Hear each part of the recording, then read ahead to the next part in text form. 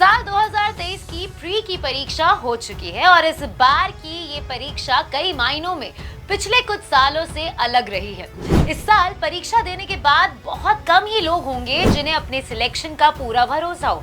अन्य शब्दों में कहा जाए तो इस बार यूपीएससी ने इस बार एस्पिरेंट्स को झटका दे दिया है और एक बार फिर ये दिखा दिया है कि आप जो सोचकर एग्जाम हॉल में जा रहे हैं, यूपीएससी की सोच उससे कहीं अलग है। नमस्कार, स्वागत है आपको प्रभात एग्जाम के यूट्यूब चैनल पर। ये एक ऐसा प्लेटफॉर्म है जहां आपको मिलती है सभी कॉम्पिटिटिव एग्जाम से जुड़ी महत्वपूर्ण जानकारियां जो आपकी किसी भी एग्जाम में सफल होने में काफी मदद कर सकती हैं। अगर आप हमारे यूट्यूब चैनल पर पहली बार आए हैं तो हमें लाइक और सब्सक्राइब जरूर कर लें और हमारे लेटेस्ट वीडियोस और अपडेट सबसे पहले आप तक पहुंचे उसके लिए बेल आइकन को प्रेस करना भी ना भूलें। जहां परिवर्तन नहीं होता वहां उन्नति नहीं हो सकती।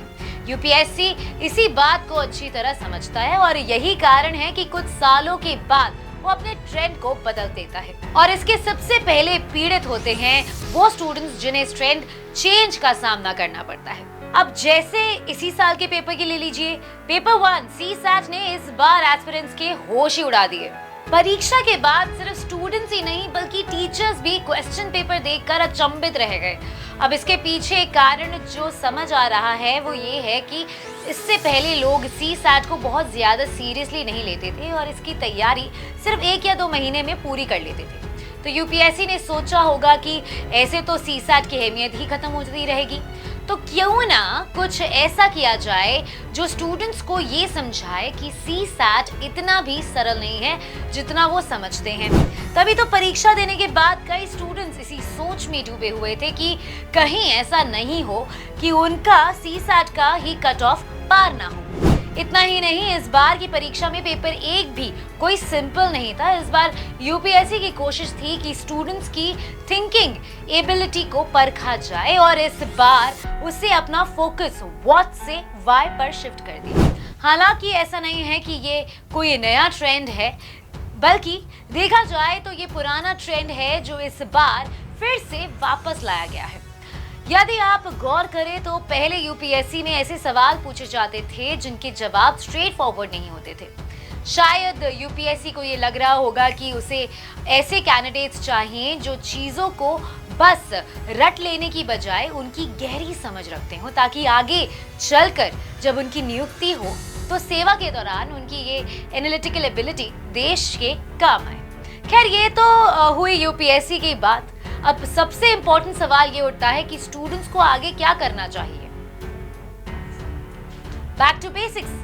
जैसा कि हमने आपको बताया, यूपीएससी का ये नया ट्रेंड वास्तव में नया नहीं है, बल्कि यूपीएससी अपने पिछले पैटर्न पर वापस जा रही है। तो आपको भी अपनी पूरी तैयारी पुराने स्टाइल से ही करनी पड़ेगी। सबसे पहले एनसीईआरटी को पढ़िए और सिर्फ पढ़िए नहीं बल्कि उसे अपने अंदर पूरी तरह से उतार लीजिए। एनसीईआरटी की किताबें हमेशा से यूपीएससी क्रैक करने की चाबी रही है और आपको इसी किताब को मास्टर करना होगा। एनसीईआरटी की हर लाइन को अच्छी तरह पढ़ें और उसके नोट्स भी तैयार करते रहें। Develop analytical skills. ऐसा लगता है कि अब यूपीएससी एनालिटिकल थिंकिंग पर विशेष जोर दे रही है और आपको भी अपने अंदर यही स्किल डेवलप करनी पड़ेगी। एनालिटिकल स्किल का मतलब है कि आपको सिर्फ पढ़ना नहीं है बल्कि हर पहलू को अच्छी तरह समझना भी पड़ेगा।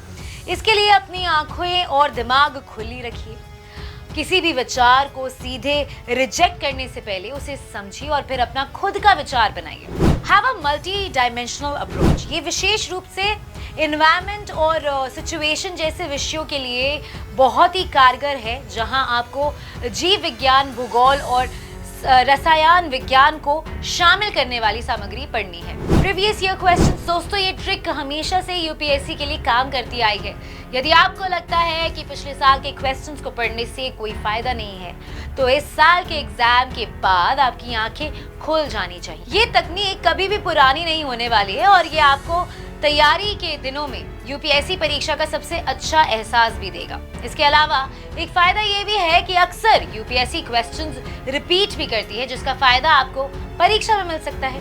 तो अगर आपको हमारा ये वीडियो पसंद आया है इसे अपने दोस्तों के साथ जरूर शेयर करें और अगर आपके पास हमारे लिए कोई भी सवाल है उसे कमेंट सेक्शन में लिखकर हमें जरूर बताएं। जल्दी आपसे फिर मुलाकात होगी एक नए टॉपिक पर एक नए वीडियो के साथ। देखते रहिए प्रभात एग्जाम्स। नमस्कार।